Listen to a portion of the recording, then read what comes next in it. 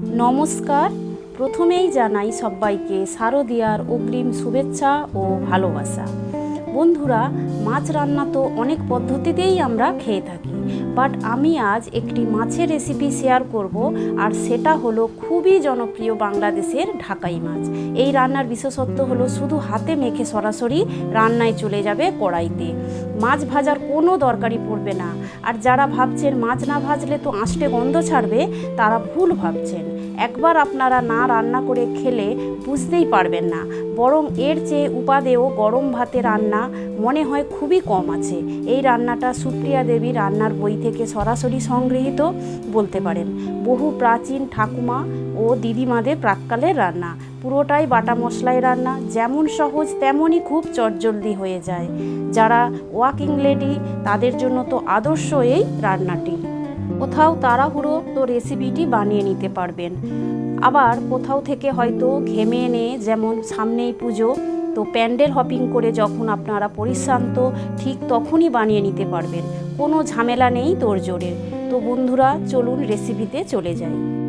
এখানে 5 পিস পাকা রুই মাছ নিয়েছি। আপনারা কাতলা মাছ দিয়েও এটা করতে পারেন, তবে বেশ বড় সাইজের তেলওয়ালা মাছ নেবেন।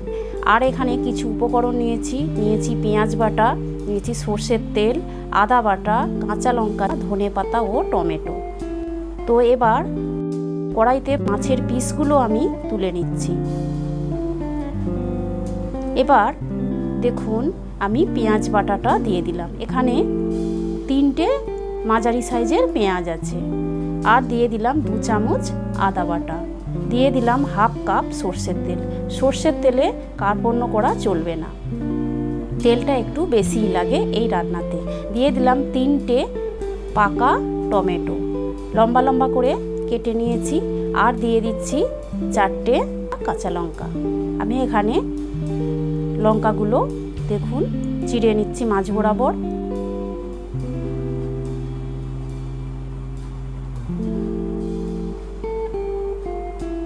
পাঁচশো গ্রাম মাছের জন্য এই মশলার অনুপাতটা আপনারা নেবেন। দিয়ে দিলাম হলুদ গুঁড়ো 1 চামচ, লঙ্কার গুঁড়ো 1 চামচ, কাশ্মীরি লঙ্কার গুঁড়ো 1 চামচ। দিয়ে দিলাম পরিমাণ মতো লবণ, আর অল্প দিলাম চিনি। চিনিটা স্বাদের ব্যালেন্সের জন্য, আপনারা না দিতে চাইলে না দেবেন, তবে দিলে দারুণ একটা টেস্ট আসে। এবার দেখুন, সব উপকরণ আমি খুব সুন্দর করে হাতের সাহায্যে মেখে নেব। যেহেতু এটা হাতে মাখা মাছ, তো অবশ্যই হাতে বেশ সময় নিয়ে মাছটা মেখে নেবেন। মেখে কিছুক্ষণের জন্য আপনারা রেস্টে রেখে দেবেন। ওই 20-30 মিনিট হবে, তাহলে রান্নাটি দারুণ স্বাদ আসে।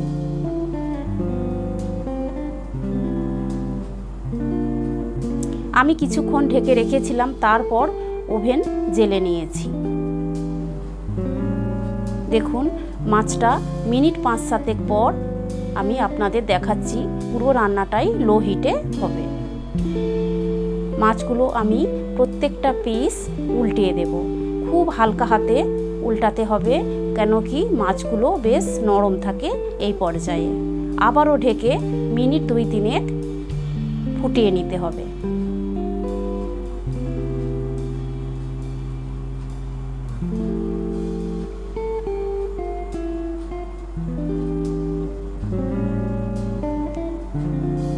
খুব চটপট হয়ে যায়, আর খেতে সাংঘাতিক, একদম হাই লেভেলের টেস্ট।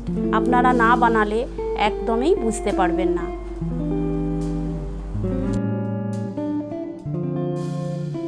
শেষে দেখুন, আমি ধনেপাতা ছড়িয়ে নিচ্ছি।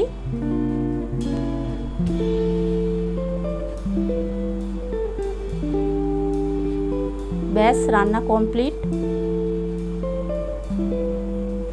আপনারা দেখতেই পেলেন কতটা সহজ রান্নাটি।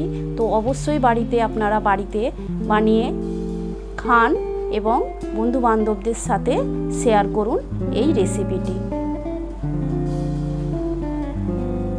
গরম ভাতের সাথে আপনাদের পরিবেশন করে দেখাচ্ছি। দেখুন, আর কিচ্ছু লাগবে না, জাস্ট একটু স্যালাড নিলেই একদম জমে যাবে আপনাদের দুপুর বা রাতের ডিনারটি।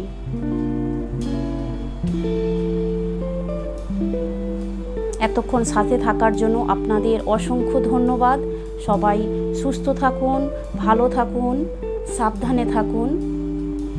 ধন্যবাদ। আবারও পরের কোনো ভিডিওতে আপনাদের সাথে দেখা হবে। বাই।